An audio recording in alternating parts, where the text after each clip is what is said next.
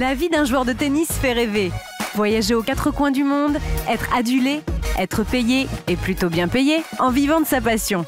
Mais avant d'en arriver là, il y a de nombreux sacrifices. Des heures et des heures d'entraînement et des années passées loin de sa famille. Marcos Baghdatis a connu tout cela. La gloire avec une finale de Grand Chelem en Australie en 2006 et une place parmi les 8 meilleurs joueurs du monde la même année. Mais avant, il a aussi dû quitter son île natale, Chypre, pour que le tennis devienne son métier. Je suis venu en France quand j'avais 14 ans, tout seul, dans une académie, dans une famille d'accueil. Donc c'était pas facile, mais j'avais de la chance de trouver des gens exceptionnels avec moi. Et surtout la famille d'accueil, ils étaient vraiment exceptionnels avec moi. Et donc ouais, j'ai eu de la chance d'avoir ce qu'il faut pour réussir. Et voilà. Et après, j'ai montré mon talent, j'ai travaillé sur le terrain et j'ai réussi. Une nouvelle vie loin des siens. Il a fallu s'adapter, s'habituer. Pas tous les jours facile. Surtout quand les résultats ne suivent pas. C'est là que Marcos a pu compter sur sa famille de substitution, les Benaïm.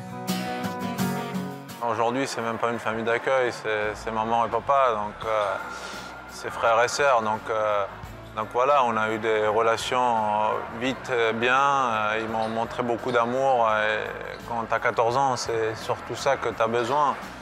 Donc ouais, je pense que voilà, sans eux, ça serait plus dur. En 2003, tous ses efforts sont récompensés avec un titre de champion du monde junior. C'est un tournant. Ce titre va lui donner confiance. Il est désormais sûr d'avoir pris la bonne décision. Marcos va pouvoir réaliser son rêve, être joueur de tennis professionnel. C'est un rêve. Quand j'ai vu la finale de 92 à Wimbledon entre Agassi et Ivanisevic, j'ai toujours avait envie de gagner, d'avoir cette dimension qu'Agassi a eue ce jour-là. Et aussi parce que mon grand frère aussi, il jouait au tennis et il a essayé d'être champion.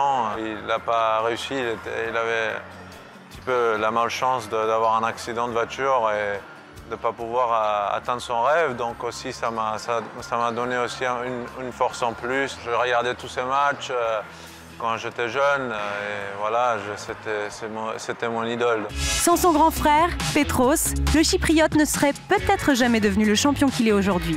Le tennis, c'est une histoire de famille chez les Baghdatis.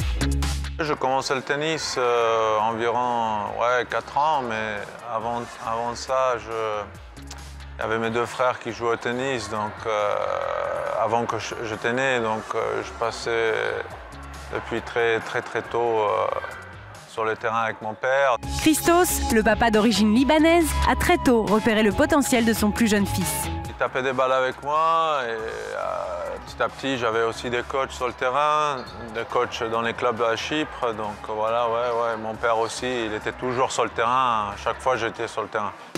Et pas question pour Marcos de faire un autre sport. Pourtant fan de football, son père a décidé pour lui. Il sera champion de tennis et rien d'autre.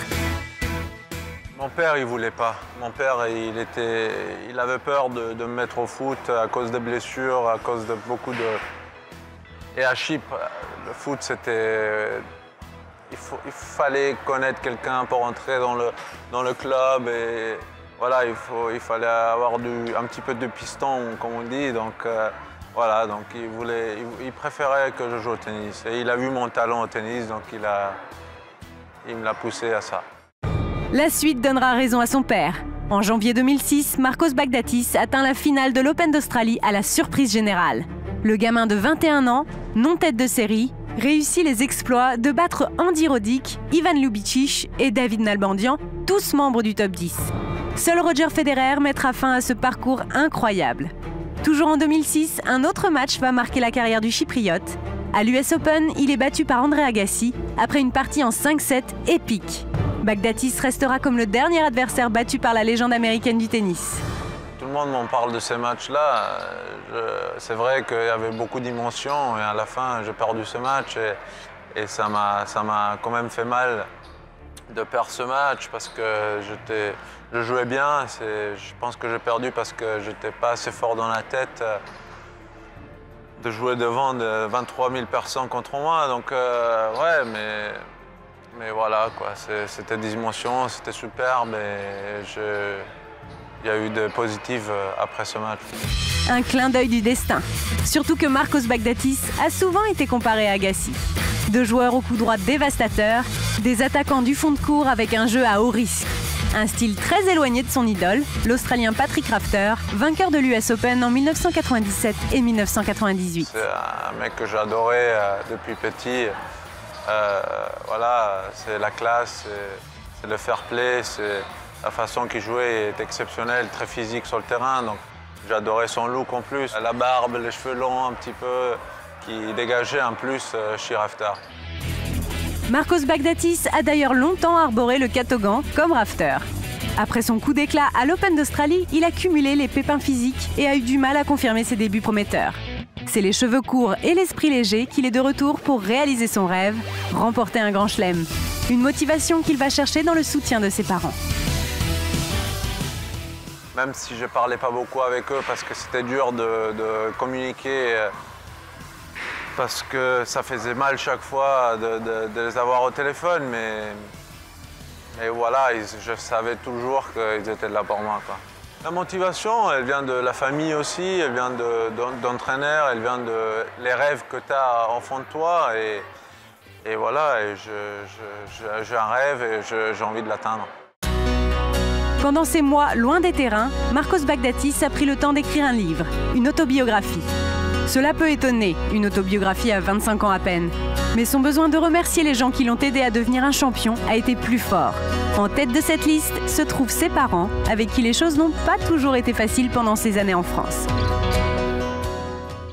Je pense que c'est eux qui ont souffert beaucoup dans ma carrière. Donc ouais, j'ai écrit un petit peu pour que tout le monde connaisse un petit peu ma vie entre 14 ans et 20 ans. Qu'est-ce que je faisais à Paris, comment ça s'est passé quand je suis parti de Chypre, toutes ces émotions, parce que tout le monde croit que c'était en cliquant les doigts, je suis arrivé, et en fait c'était pas ça, il y avait une base avant, il y avait des sacrifices à faire avant, et voilà, et je voulais que tout le monde sache tous les sacrifices, aussi mes parents sachent tous les sacrifices, moi, qu'est-ce que j'ai ressenti en partant. C'était une façon d'écrire et montrer, voilà, m'exprimer. Un témoignage rare et touchant qui prouve que derrière un champion se cache parfois un enfant ou un adolescent avec ses fêlures. Ces fêlures auront permis à Marcos Baghdatis d'atteindre les sommets du tennis mondial.